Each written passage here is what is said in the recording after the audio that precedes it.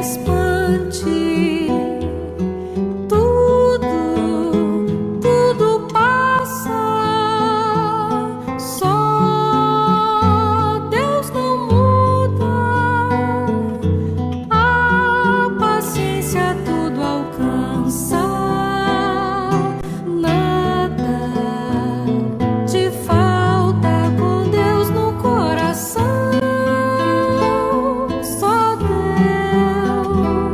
Só Deus te basta. Sejam todos muito bem-vindos a mais um encontro de estudo da doutrina espírita. Que nossos pensamentos possam se elevar, buscando sintonia com a espiritualidade amiga que nos acompanha. Abrigados que estamos sob o manto da Irmã Teresa d'Ávila, a quem rogamos proteção e bênção de saúde, paz e harmonia. A todos nós, irmãos em humanidade, que possamos durante esse estudo refletir sobre os ensinamentos de Jesus e, a partir de sua compreensão, aliviar os pesos e tristezas que nos afligem nesses tempos de desafio e dificuldades. Por todas as oportunidades que nos concede, agradecemos também a Deus, nosso Pai. Muito obrigada, Senhor, pelo teu amor. A questão proposta para o estudo de hoje é: que face ofertamos? A resposta a essa pergunta pode ser encontrada no capítulo 12 do Evangelho segundo o Espiritismo, onde Kardec esclarece a respeito do mandamento de Jesus, que talvez seja, dentre todas as suas pregações, aquele que mais nos provoque questionamentos. Esse mandamento é: amai os vossos inimigos. E em tempos de transição planetária, onde conflitos de toda a natureza brotam a todo instante, grande parcela da população mundial pode estar enfrentando uma batalha íntima que talvez jamais pudesse imaginar, pelo menos com tal frequência e tamanha intensidade. Quantos de nós nos percebemos, de uma hora para outra, buscando entender as razões que nos levam a ter sentimentos negativos que não gostaríamos de alimentar em relação aos nossos irmãos de caminhada? Quantos de nós têm sentido o coração apertado diante de posicionamentos e atitudes que até ontem pensávamos nunca seriam manifestados? Mas por que nós sentimos este aperto? Porque nós somos ainda espíritos muito imperfeitos, com longo e trabalhoso caminho a percorrer para conseguirmos chegar ao ponto de não nos deixarmos magoar por alguma agressão, por alguma calúnia, pelo ódio ou desrespeito contra nós. Por isso, algumas vezes sentimos que este ou aquele pode ser nosso inimigo, mas de acordo com o mandamento de Jesus, devemos amá-lo. Um palestrante espírita foi questionado sobre como se pode amar um inimigo e ele respondeu muito tranquilamente: é simples, basta não ter inimigos. Não tendo inimigos, nos amaremos a todos. O nosso desafio, então, é entender o amor aos inimigos para encontrarmos a resposta à pergunta inicial. No capítulo 5 do Evangelho de Jesus, registrado por Mateus nos versículos 20 e 43 a 47, encontramos a seguinte fala do Mestre: amai os vossos inimigos, fazei o bem aos que vos odeiam, e orai por aqueles que vos perseguem e caluniam. Desse modo vos tornarei filhos de vosso Pai que está no céu, porque ele faz o sol levantar para os bons e faz chover para os justos e injustos, para os bons e maus, e faz chover para os justos e injustos.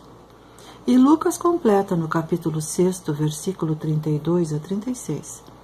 Se não amais senão aqueles que vos amam, que recompensa tereis, uma vez que as pessoas de má vida também amam aqueles que os amam. Se não fazeis o bem, senão aqueles que o fazem a vós, que recompensa tereis, uma vez que as pessoas de má vida fazem a mesma coisa. se não emprestais senão àqueles de quem esperais receber a mesma graça, que recompensa tereis, uma vez que as pessoas de má vida se emprestam mutuamente para receber a mesma vantagem. Mas para vós digo, amai os vossos inimigos, fazei o bem a todos, e emprestai sem esperar nada de volta. E então vossa recompensa será muito grande, e sereis os filhos do Altíssimo, porque Ele é bom para os ingratos e mesmo aos maus. Sede, pois, repletos de misericórdia, como vosso Deus o é. São tão claras essas palavras que sem muito esforço percebemos que não importa o comportamento de nossos irmãos em relação a nós. O que importa é o quanto nos deixamos afetar por esses comportamentos. Independente da atitude do outro, o mais importante são os nossos sentimentos, que nunca deveriam sintonizar com sentimentos negativos, em sua maioria provocados pelo orgulho e egoísmo que ainda alimentamos. Como vimos, Deus não nega o seu amor a quem quer que seja, até porque, como disse Jesus, são os doentes que precisam de médico.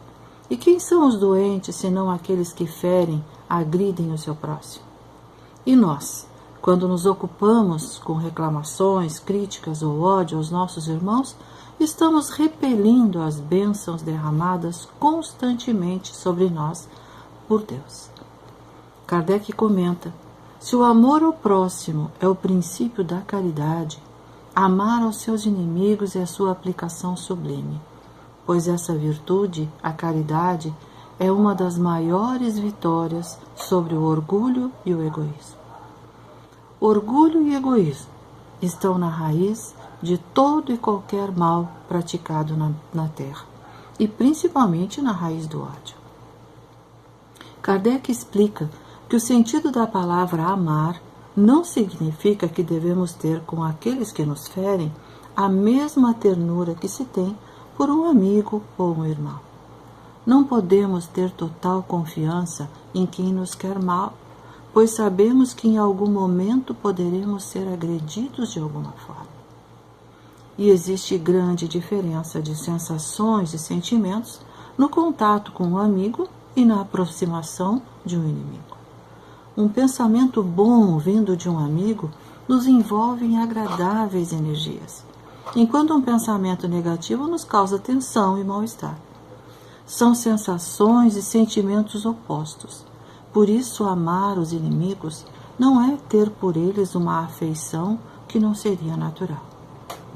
Na prática, amar os inimigos significa não ter contra eles ódio nem rancor, nem desejo de vingança, sentimentos que nos igualariam àqueles a quem condenamos, além de nos condenar ao sofrimento nesta ou em outras existências em que estaremos fatalmente ligados àqueles a quem odiamos.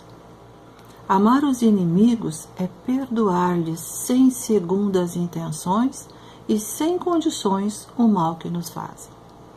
Lembrando que o perdão que ofertamos ao irmão que nos ofendeu não necessariamente o redime de suas faltas, mas certamente cura os nossos ressentimentos, tranquilizando o nosso coração.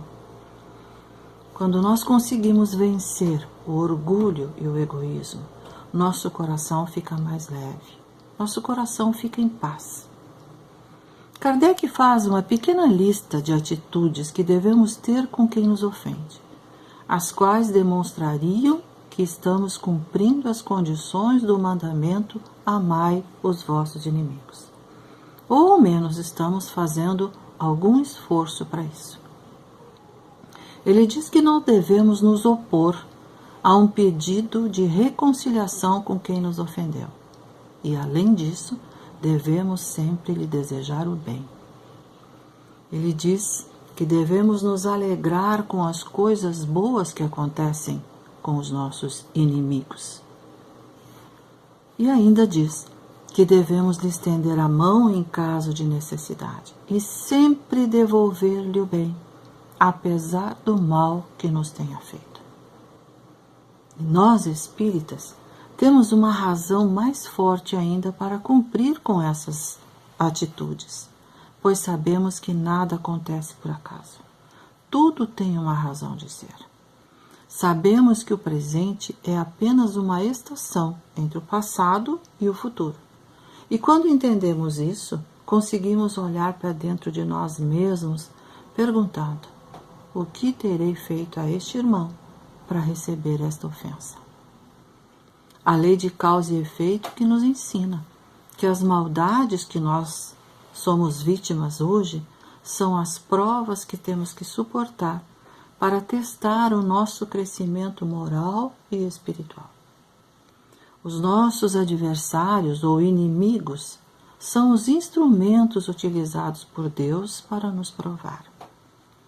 E devemos reconhecer também, sempre olhando para nós mesmos, ao invés de olhar o outro, que quanto mais tivermos elevados nossos sentimentos, quanto mais formos generosos, mais estaremos fora do alcance das agressões de nossos inimigos. Sabendo ainda que para sermos superiores aos nossos adversários, devemos ter a alma maior, mais nobre, muito mais generosa.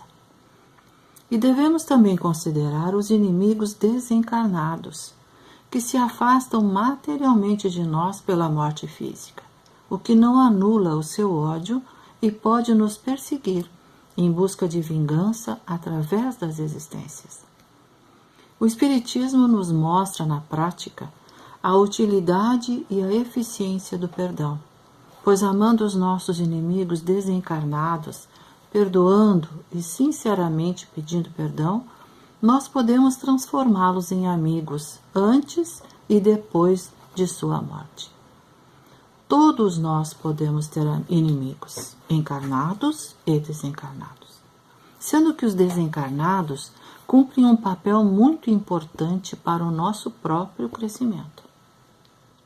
Esses são os inimigos invisíveis, que se manifestam através de obsessões e subjugações, que são apenas uma variedade das provas que temos que experimentar na nossa vida. E estas, como todas as outras provas, têm que ser aceitas com resignação e com a compreensão de que só acontecem pela inferioridade dos homens na terra, de onde se conclui que se não houvessem homens maus na terra, não haveria espíritos maus em torno dela. Portanto, devemos ter indulgência e benevolência para com os espíritos encarnados e, igualmente, para com os desencarnados. Joana de Ângeles aconselha na obra Florações Evangélicas: sim, deves perdoar.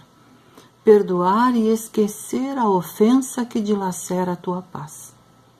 Teu opositor não desejou te ferir, e se o fez com essa intenção, perdoa ainda, com maior dose de amor e compaixão.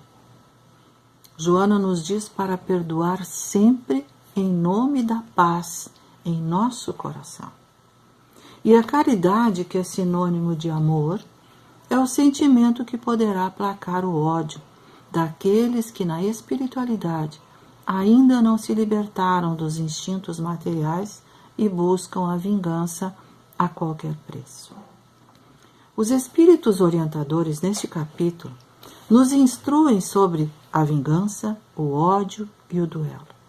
Desejos e sentimentos geralmente votados aos inimigos. Jules Olivier, em 1862, fala sobre a vingança, dizendo que é um dos últimos vestígios da barbárie que deverá desaparecer entre os homens. A vingança é o indício seguro do estado atrasado dos homens que a ela se dedicam, e também dos espíritos que os inspiram. É um sentimento que nunca deverá fazer vibrar o coração de quem se diga espírita, pois vingar-se é absolutamente contrário ao mandamento de Jesus, que diz: perdoai aos vossos inimigos. E qualquer de nós que se recuse a perdoar não poderá se dizer espírita e nem mesmo cristão.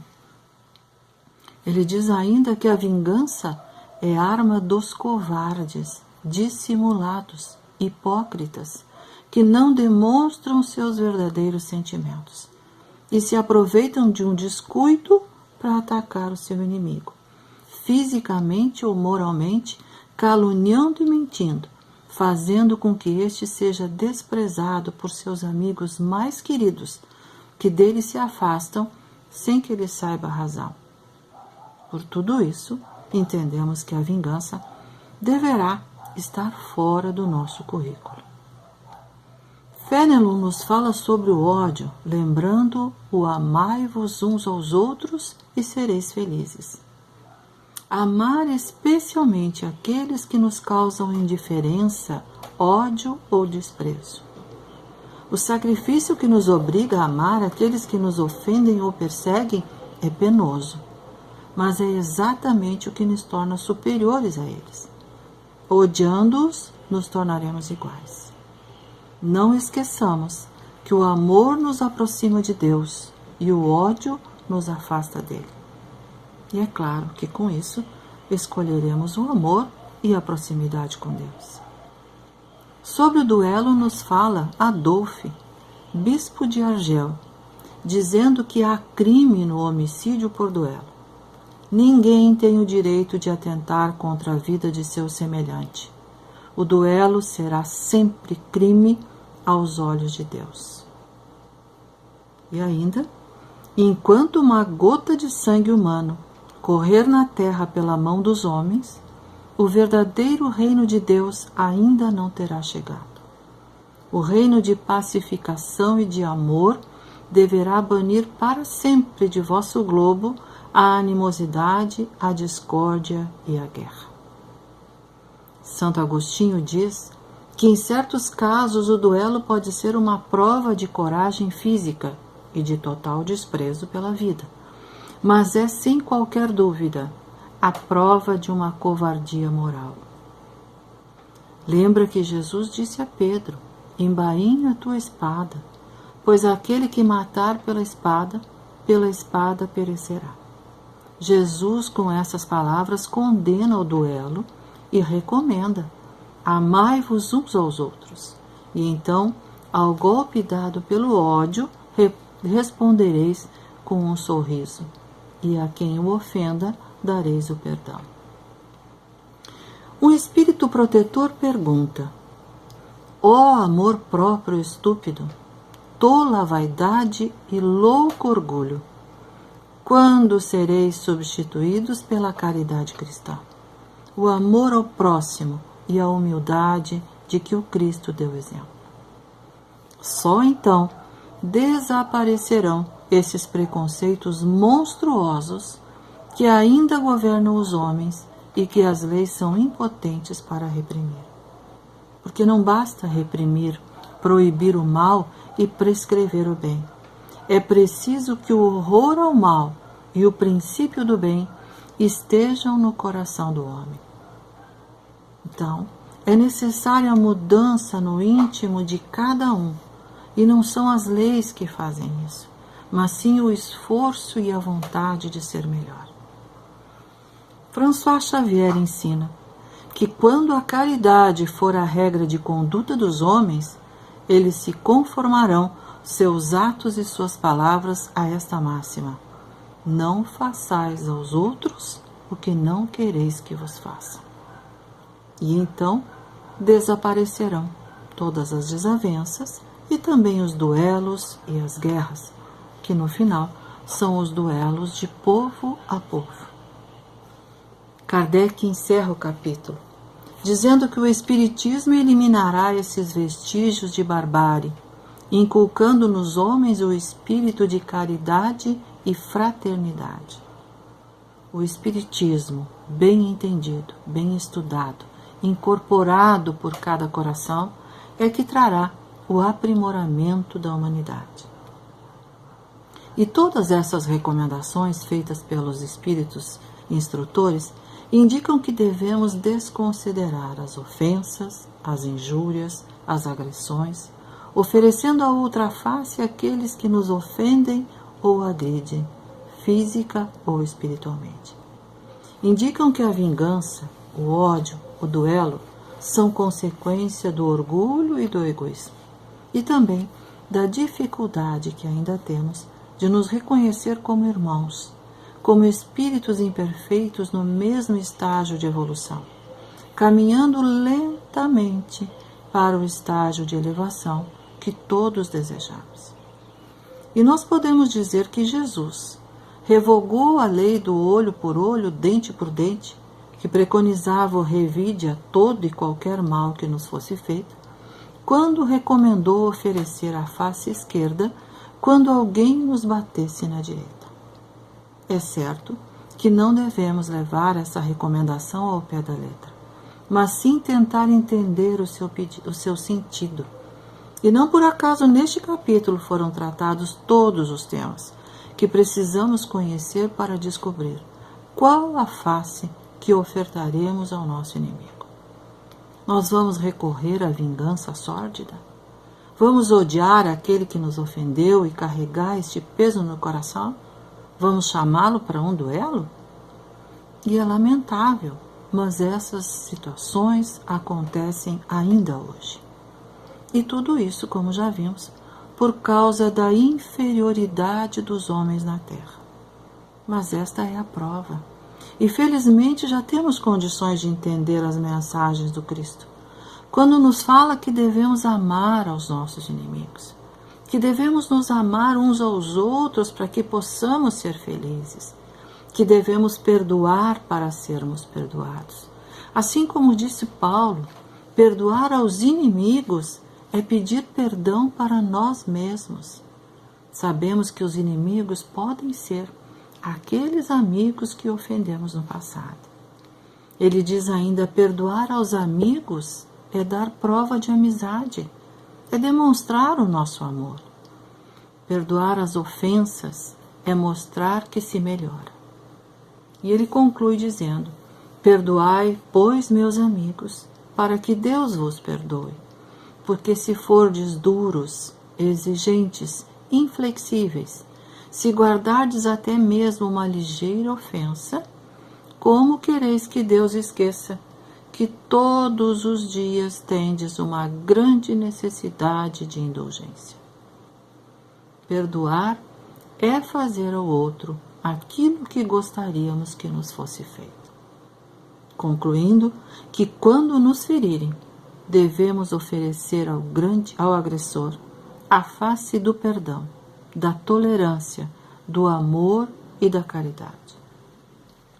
Somos todos espíritos em construção, que cometemos erros, mas já podemos nos colocar no lugar do outro, procurando entender as causas do seu comportamento e agindo de acordo com os nossos sentimentos mais nobres, de respeito e de indulgência. Além disso, devemos lembrar de Jesus quando disse: reconcilia-te com teu irmão enquanto estás a caminho, para que não tenhamos no futuro que reencontrar inimigos do passado a nos cobrar por nossas faltas. E assim, com esse recado, nós finalizamos o trabalho de hoje, agradecendo pela atenção, nos despedindo, rogando a Jesus que nos abençoe com toda a força e toda a coragem necessárias para seguirmos em frente, vencendo os nossos desafios. Muito obrigada e muita paz a todas.